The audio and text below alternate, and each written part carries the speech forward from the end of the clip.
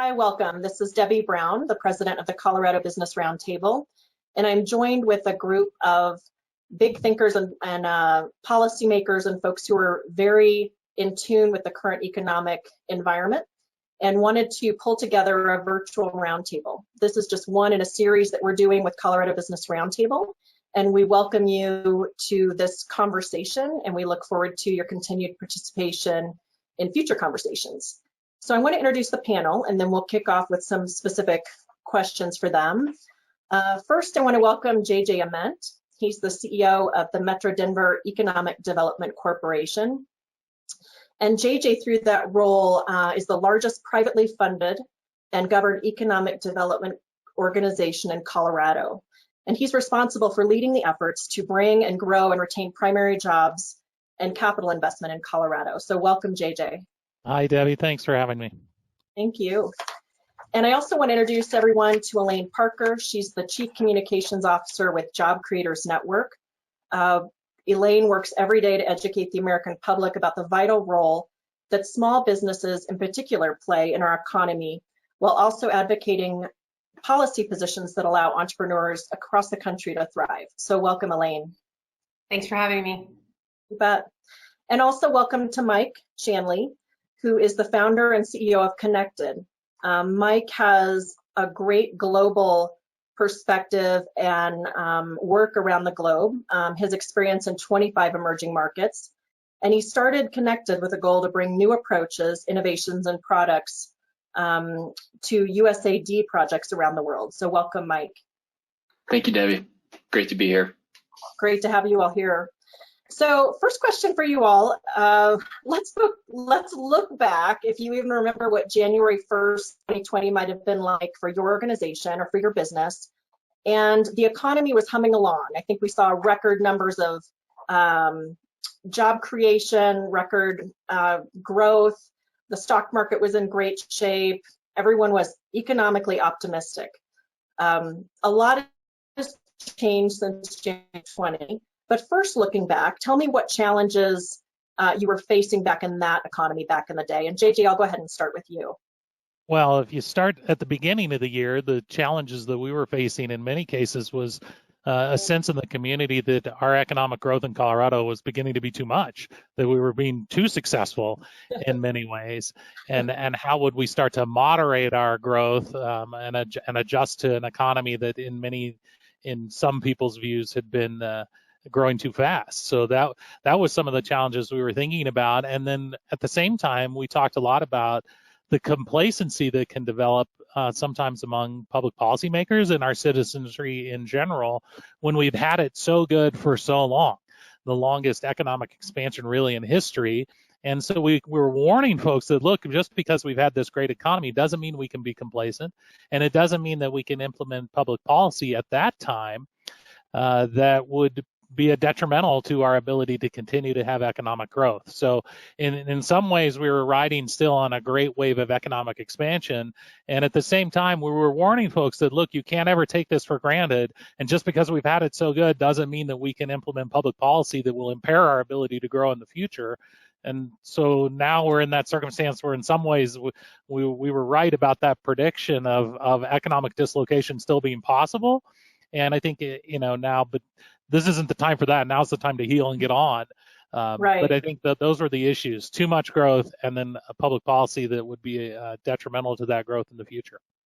Absolutely, and probably for Elaine and Mike, that seems so foreign. But for you and I, one of the issues we were looking at was sort of the anti-growth crowd who wanted to potentially put growth measures on Colorado, not just in towns where we've seen it, perhaps in like Lakewood, but across the board in Colorado, which now, seems like a million years ago. But it was just a couple months ago that we were facing that. That's right. So that's a little bit about Colorado. What's fun about the panel is we've got a Colorado perspective, a national perspective, and a little bit of international perspective as well. So Elaine, tell us more about Job Creators Network and what were the key issues that were on your mind back in January 2020? So the Job Creators Network is a national small business advocacy organization, and we advocate for lower taxes, less regulation, better access to capital, pro-growth policies for small businesses, what we call Main Street small businesses. We're founded by a man named Bernie Marcus. He's the co-founder of the Home Depot.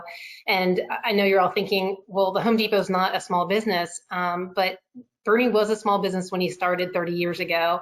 He still thinks of himself as a small business. He understands the challenges that small businesses deal with every week, trying to figure out inventory, what's going to sell, how to meet payroll, how to pay your suppliers, and all of those challenges. And what he saw was government policy getting in the way of helping the little guy start those businesses, kind of the next big idea, if you will. And so he founded us back in 2012, and we've been working very hard on behalf of the 30 million small business owners out there to advocate for things like lower taxes. We were very involved in the tax cuts fight and making sure that small business really had a seat at the table during that fight. And, what we have seen over the last few years is particularly, I know we've had a long stretch of growth, but particularly since the tax cuts went into effect, we've really seen small business drive this economy and reinvest in their businesses, do exactly what they said they were going to do, and that's reinvest in their businesses, grow the economy, hire more people. And because of that, we've had, record unemployment, 7 million jobs created, record unemployment levels in every demographic across the board. And yeah, we didn't think that could end, at least so abruptly, where we are now. Thankfully, we were in a strong spot. One of the biggest complaints that we were hearing prior to this crisis, sort of in the previous normal, if you will, was that there wasn't enough people to fill the jobs. There were about 1 million more jobs available than people to fill them. That was the biggest complaint from our small business owners. And so what we were looking at were avenues to try to, help in facilitating apprenticeships and things like that. I know the administration had taken a big lead in that, and so we were working on those avenues as well. Those are some of the issues that we heard. But for 2020, I can talk about what our overall approach was going to be for small business, because in a huge way, the biggest issue we heard from small businesses was healthcare costs. And so we had launched a new healthcare platform called Healthcare for You, and it is an alternative to Medicare for All or the single payer or a public option out there, which is patient-centered, free market alternative that focuses on restoring and repairing that doctor-patient relationship, creates a competitive market, insurance market within the states, so that people have price transparency and competition and bring down prices, all while still protecting pre-existing conditions. And it's called Healthcare for You. There's a website called healthcareforyou.com that gives a full background on the entire plan. Mm-hmm. That's great, Elaine. And I saw some other heads nodding as far as workforce. With some of our members of Colorado Business Roundtable, that's what I've been hearing too, is how do they open up markets, with American workers, with global workforce, how do they bring in talent that they need? And it'll be interesting to see what our new normal is, maybe 6 months out on that workforce issue for sure. So Mike, that's a good segue to you talking about some global markets. Curious, tell us a little bit more about your background, what your challenges were in 2020, and then we'll all shift a little bit to kind of the new economic reality. Sure, sounds good, Debbie. So Konektid International, we're a U.S. small business, and what we focus on is helping clients to partner with USAID and the U.S. State Department. So access funding from the federal government. So a lot of our concerns are always around timing of federal procurements. That's something that will be a question at any point. So at the beginning of this year, our question was, what's the long-term goal for the administration and Congress for aid policies? What's the timing going to be on procurements this year? With what we started seeing shortly after that was earlier on, our clients that have operations in the Middle East and Southeast Asia were starting to cancel, putting contingency plans in place, canceling meetings, canceling conferences, preparing for more of a remote work situation. For us as an organization, we are entirely remote, working around the world. We've been that since 2013 when you founded the company, so not preparing for this situation necessarily, but for situations like this, what we've tried to do is share our best practices and how we do operate a global remote company with our clients. So it's really been that uncertainty of what's the procurement cycle going to look like. What we're looking at now is most likely a fairly stable funding amount for fiscal year. We're on the federal fiscal year through September, fiscal year 2020. But we're hoping that actually with some of the reduced travel, because all staff are staying at home for most of these agencies, that could actually increase some of the procurement awards. So in the short term, there may actually be an increase in some of the award decisions that come out, but long term, there will likely be additional costs and additional guidance needed, and some of which USAID and State Department have been great on already putting out some of that guidance and hosting some calls on how does this affect implementation of your projects in Africa and Latin America and Asia and in Eurasia. So it's really along the timing of the procurements and then how this does affect operations.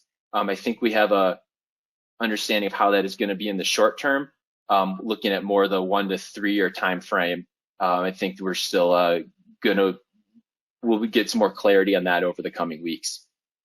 Okay, and Mike, I'll just follow back up with you. I mean, obviously, one of the reasons we're even doing a virtual roundtable on some of our policy pillars is because typically we convene people together, and that's one of the signature aspects of the Business Roundtable here in Colorado is we're known as conveners and collaborators with in-person meetings. And our new normal is how do we deliver information of value to our business community in a kind of a unique way, and we've got to change our business model. So Mike, I think what you're saying is you've at least seen people pivot quickly from whether it's the State Department or other federal agencies who you work with. Are they trying to kind of adapt quickly to this new way of work so that they can continue to keep business thriving, or how are you seeing that playing out kind of with your clientele? And I imagine with JJ and Elaine, it's the same thing. They're seeing that working from, I think for individuals or agencies or companies that haven't traditionally had work from home policies or remote work policies, there sometimes isn't a full understanding till you actually operate it that just putting your laptop on your kitchen table isn't going to be a successful way to work at home. There's a lot of other distractions, a lot of other boundaries that you have to build. I know people will still wake up, shower, put on their work clothes and go sit in a room and close the door. And then when they're done for the day, they close the laptop and they step out. And I think just thinking through those details of it, we've seen both sides where there's obviously a lot of family members, kids, other people, I won't say interrupting, I would say adding their voices to calls and to meetings that we've been having with clients. That is just a part of what's going on. I think people have become a lot more accepting of interruptions and non-perfect technology during this time. So there's those interruptions that I think those more just take a few days to a week or two to sort out. Long term, I think it can make these organizations much more resilient and these companies much more resilient, because even if they go back to working in the office, they do have this contingency plan. Who knows what's this going to look like? Maybe it's going to be 1 week a month, everyone has to work from home, or whatever it ends up being. You will have that resiliency, and you won't have a week or two of figuring out how Zoom works or how GoToMeeting works, or where in your house you're going to be working. Absolutely. That you'll have that set up. From the other side of it, there is no travel. I travel a lot. Our clients travel a lot.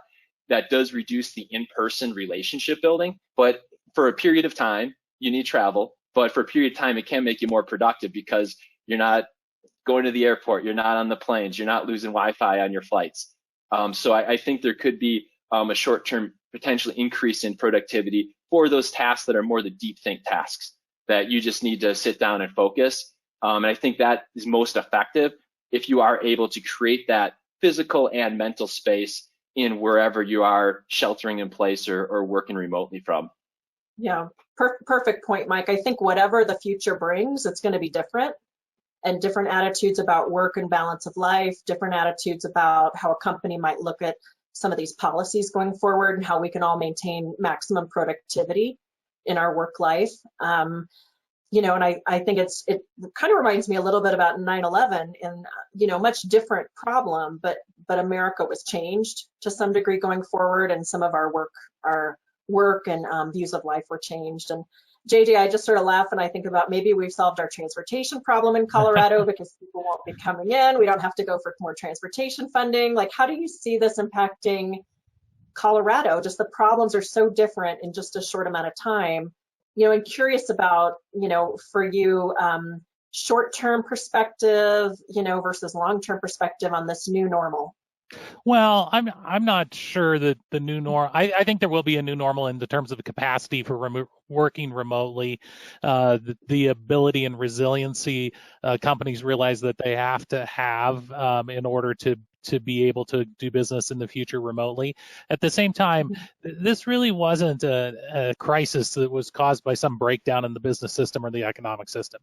This is a global health emergency that is essentially eliminated by policy, rightfully so by policy to arrest the emergency, eliminated demand.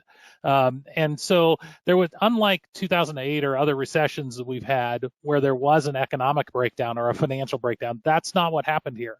And so I think in many cases, the new normal will be, yes, additional capacity for working remotely. I think an additional appreciation for the importance of the consumer economy in the United States.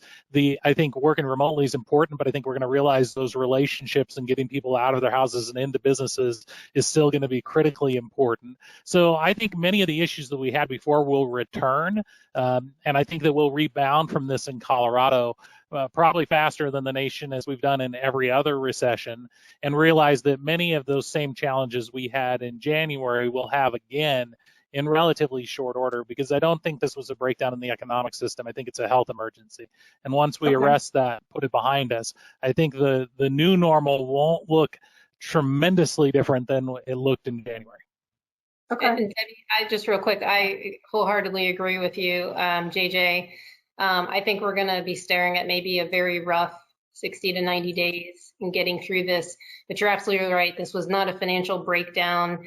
It's not 2008. What's happening right now is not a bailout. I mean, this is not a bailout for the small business owners. This is a lifeline to small business owners, to Americans, to get us through while we heal and solve the health crisis.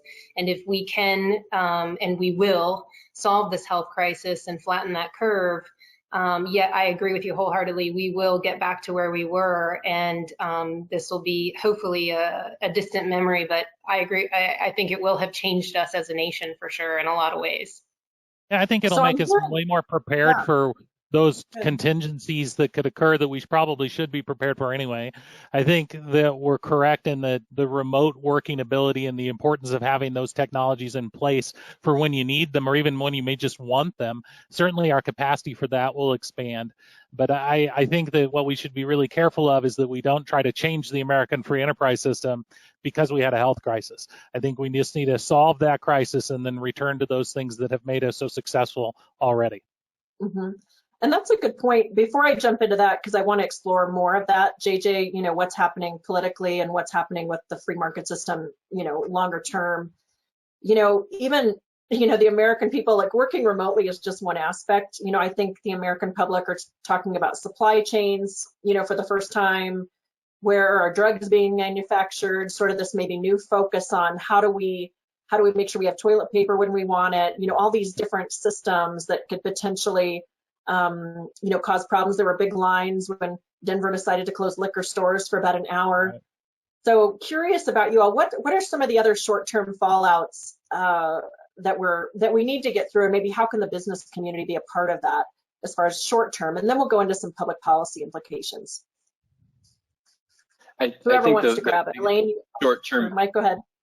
One I've seen is exactly what you said, Debbie, understanding, things we take for granted that these goods are just going to show up on these store shelves, but or what you need to operate a company is just going to show up, understanding of where they come from and how globally connected we all are, how a weak health system or a health emergency in one part of the world really can, in a real way, affect the economic and real well-being of individuals in the United States. So one thing I see coming from this additionally is a diversification of supply chains. You're already seeing companies that maybe just did work in China, looking at other Southeast Asian countries, maybe even looking at the Middle East or Eastern Europe as well. So I think long term, in terms of months to a couple of years, that will actually strengthen the resiliency of the economic system and hopefully of the public health system too globally. Mm-hmm. Good point. I agree with you, Mike. I absolutely agree with everything you just said. So let's jump into, I think that is, top of mind. I was trying to check on Twitter before we all got together to see if the phase 3 stimulus had actually passed. Elaine, you probably know if it's passed before you got on the call, but the vote is again expected today. And I'm curious, as JJ mentioned, our free market system, like let's not destroy all of what maybe makes America good if this is really a short-term problem, and so much of our systems are really, really good. But would love some of your commentary on that. Like how odd is it that the government locally here can tell me not to go do things? I mean, they're putting restrictions on citizens and businesses. What's going on at the federal government with this phase 3 stimulus that I think is up to $2 trillion. Some estimates say this won't be the last stimulus. JJ, I'd love your state perspective first. I know there's other things going on in the state with trying to access dollars for business. Like, how do we make sure that when all this is over, we still have the free market system in place when all is said and done? Well, our goal throughout this is to try to provide relief to employers and employees. Again, because this wasn't a breakdown in the economic system or in the business system, our goal is to try to provide relief to people who can keep employees on the payroll in small businesses if possible, provide unemployment relief for those that simply cannot do that, and as a bridge to get from where we are today past the public health emergency. Because once that happens, there's really no reason that our economy cannot rebound very quickly, because there was no breakdown in the system. Colorado in particular, the strongest economy 3 years running. In January, we had the 3rd best job prospects in anywhere in America were in Colorado. So we had a really strong system going in. And if we can provide that bridge, and all of the levers of government are working together at the local level, at the state level, at the federal level, particularly with Fed policies that relates to financial institutions and putting liquidity into the system so that we can preserve and adjust to delays in rental payments, delays in mortgage payments potentially, so that we can provide that bridge. And we're building the bridge as we're walking on it, and we don't know how long we're going to need this bridge, but I think it's probably in the short term to get us past the public health crisis and then try to return to normal, which is why we would favor relief more than stimulus. We didn't really need economic stimulus. We need just this relief. We need this bridge to get past the public health emergency. And it seems like in Washington, for the most part, at least on the monetary policy side, fiscal policy, we're putting liquidity into the system to provide that relief. We just need to make sure that the relief coming from Capitol Hill is liquidity to businesses, hopefully loans, forgivable loans potentially if you can keep your employees on the payroll until we get past this emergency and can return to normal. Perfect. And we Elaine, wouldn't favor, by the way, equity stakes in companies. I think there's moral hazard there, and we shouldn't need to go that direction, because this isn't an 08 kind of event where there were mistakes made and poor choices by some companies, and then we get this bailout. That's not what this is about. This is about relief to get through a public health emergency, not about changing the way we do business. Yeah, and I like the way you framed it as a bridge. I don't know that I've heard too much of that talk, but that provides some optimism to know that there's a place at the other side of the bridge, that I think people want a little bit more certainty, or at least people to feel a little bit optimistic about the future. Yeah, and I will give credit to some of our local policymakers who I think have been very conscious about the circumstances and the conditions that they create when they do stay-at-home orders. And I'll give credit to our governor, who has been, I think, very modest in the way he's talked about those kind of orders and has allowed the state to act differently in different parts of the state, and because different parts of the state are going to experience this differently. And I think there has to be sensitivity to the fact that you can't, when you shut down the economy and then say, well, some jobs are essential and some aren't. If I'm the one that's running that business, if I'm the one that just lost my job, that was essential to me. So I think we have to be careful about that kind of language.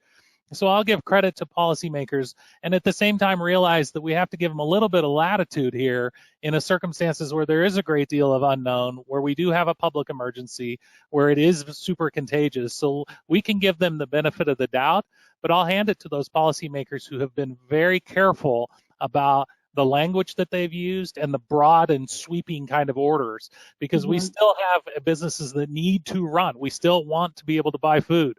We still need to be able to get to pharmacies, but we also need to run national defense and aerospace. The satellites don't stop flying just because we have a public health crisis.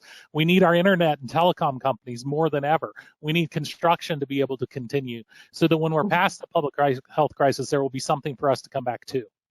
Yeah, well said, well said. And Elaine, I'd like to throw it to you. I know that your work with Job Creators Network, you're deeply, working with the policymakers at the federal level, involved in some of those decisions on what's put in a potential legislation, working with the White House. Give us a sense of how you all have worked to, on this public policy, if you define it as a bridge or how you want to define it, but what work has Job Creators Network been doing in this space? So I don't think many of us in our organization have slept for the last few weeks, but we were asked by Secretary Mnuchin and the White House to provide feedback from the small business community about what they needed as that bridge to help get through this crisis. And so we've been advocating for several things on behalf of small business.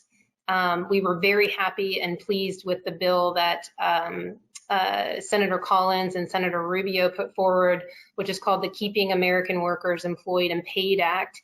And our thought behind it, and it's basically affects small businesses, 500 or less is defined by the SBA.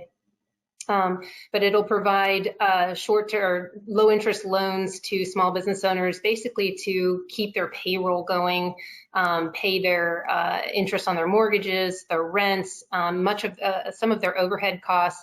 And if they keep their payroll going, meaning keep their employees employed through June 30th, then the loan actually turns into a grant.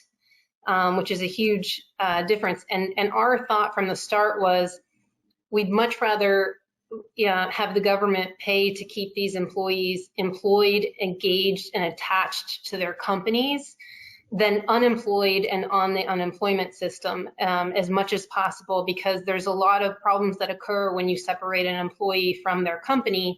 And the more time that goes by, the more opportunity there is for, as an employer, for you to lose that person, that knowledge base, the training that you've put into that person. So the cost is even greater when you have to retrain employees. So we're very happy with that portion of the bill, and the Senate leaders came to an agreement about 2 o'clock in the morning. They had some issues that they were stuck on about 2 o'clock in the morning, and working through that. There's not been a vote yet today. There's been a few issues raised in a potential error that some of the senators are not happy with, and they want to try and either correct it in how it was written. I guess that's what happens when you write a 1,000-page bill in 48 hours.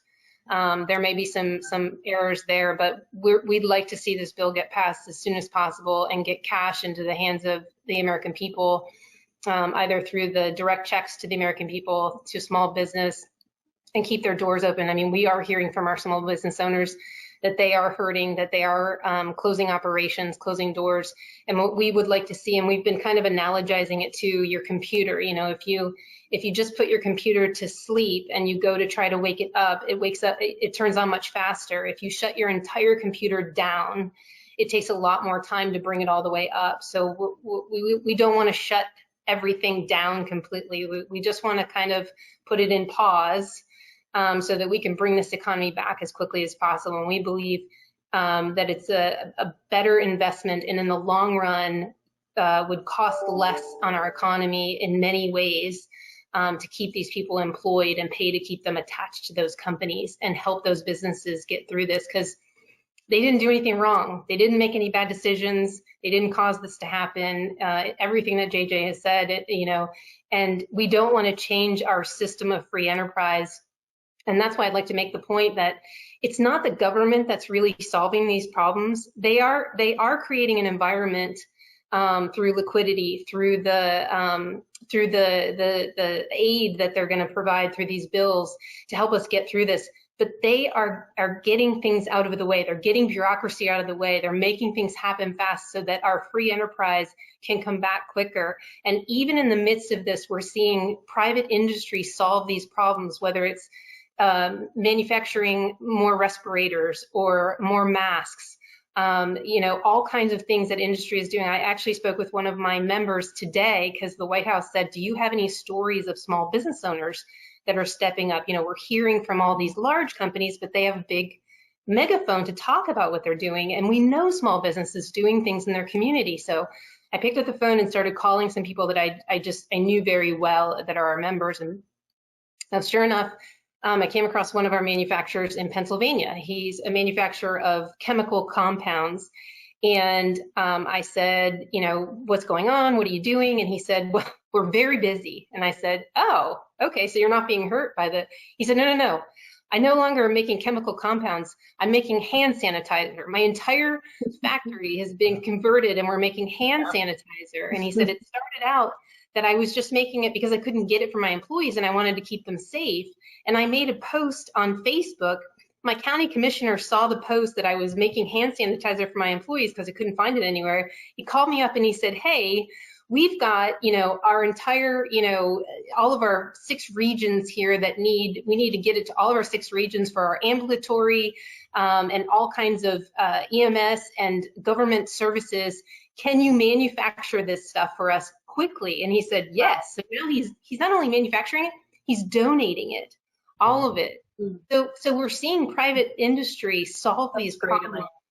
I want you to send me the link to that company so we can shoot that out as well. That's really, really cool. And I think only in America, maybe, that's my viewpoint is, we've got problem solvers and innovators and entrepreneurs at every, at so many different levels that are trying to figure this thing out. So that's awesome. Just to kind of wrap us up, I want to go around and have everybody give their final comment because we're about out of time. But to Elaine's point, one of the things that we work on with the Colorado Business Roundtable is, telling the story about business under the framework of profits and purpose. Understanding that profits are good because, frankly, profits help businesses thrive and grow and hire more workers, extend better benefits. Profits are a good thing. And then understanding, too, that most businesses operate under a sense of purpose, whether it's providing value to their suppliers, value to the citizens and good products, and on and on and on, or as Elaine said, adjusting to what the market needs right now in terms of manufacturing. So kind of in terms of economics and some of the conversation we have, I'd just love for everybody to give one more final thought about this, whether it's about challenges or about optimistically looking to the future. But what's the last thing you'd want to leave with anybody who's actually watching the video that we're about to send out? And Mike, I'll start with you. I'll kind of go backwards. We'll go international, federal, and then JJ can wrap us up with a state perspective. Sounds great. And Debbie, I'd say that's exactly what I talk with my employees about almost every day is why do we do what we do? What's the purpose behind this? There's an economic interest, but a job is more than just a paycheck. For a lot of people, it's the identity. It's what they feel they're contributing to society. So for us, that why is helping nonprofits and global health organizations and contractors get the funding to do global health work and agricultural work and create that global development and that global resiliency at this time more than ever, taking care of the operations side, the business development side for them so they can really focus on delivering their impact on the ground, strengthening countries in the short term. But really what we're seeing is in the long term, and I hope that many organizations and companies take this moment to look over the longer term of how can we be a more resilient organization. Part of that, from what you're saying, is also just the responsibility to the employees. And there's obviously many organizations that can't work remotely. You can't have a remote grocery store. You still need people in the office in there. But then what are other things that we can put in place that the only thing I think all of us know for certain is there's going to be more crises. There's going to be more conflicts. There's going to be more changes to global business operations. How can we create more options for our supply chains, for our revenue streams, for our operations to create that resiliency, both for our employees, but also for the why of the work we're doing. What is the purpose of your company in the economy? And then how can you be the best at that? Yeah, perfect. Closing remarks, Elaine?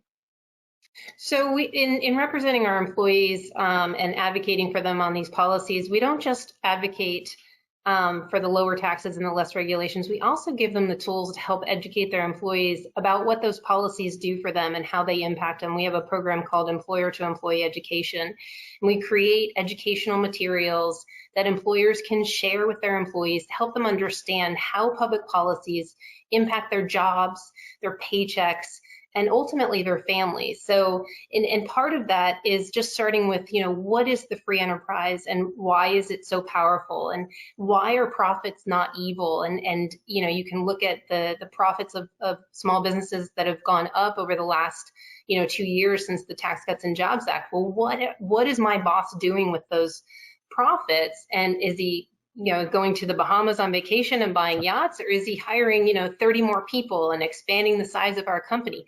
That means times are good, and helping your employees understand that. So I think there's a huge education component here about profits and purpose, and the purpose is very important too, but the education, because we seem to have moved so far away from understanding that profits are not evil, and if companies aren't having them, then we aren't going to have companies. Mm-hmm. Absolutely. Hey, JJ, give us some final words to close out our time together, and then I'll do kind of just a final thank you. Well, this is what the Metro Denver EDC was created for back in the 80s, to diversify Colorado's economy when we had a shock to one industry where we were over-reliant. And now we do have that diversified economy through 9 different industry clusters, the #1 economy in America 3 years running. We can get back to that. In fact, in the last 10 days during this health crisis, our office has handled 2 different inquiries of prospective relocations and expansions of companies into Colorado. So people are still looking at the state, because they know that we will get through this health crisis. And when we do, all of those things that made Colorado an attractive place to grow or relocate your business or make a capital investment, those things are still true today. And it's really about the quality of the people that we have here, the workforce that we can put to good use in any company that wants to grow here. So I'm really actually very hopeful. No doubt this emergency is something that we need to handle, and there's no doubt that there are going to be some in our community who need some care and need some help and relief to get across this bridge, and we need to take that very, very seriously. But there's no reason that Colorado shouldn't rebound from this and come out just as good a place to do business as we went into it. Okay, perfect. Thank you all so much for your time, JJ Ament, Elaine Parker, Mike Shanley. Appreciate your expertise, especially for our business members and the business community. And I want to let folks know this is the first of 6 roundtables that we'll be having on our policy priorities, and we look forward to continued conversation. Thank you, everyone. Thank you, Debbie.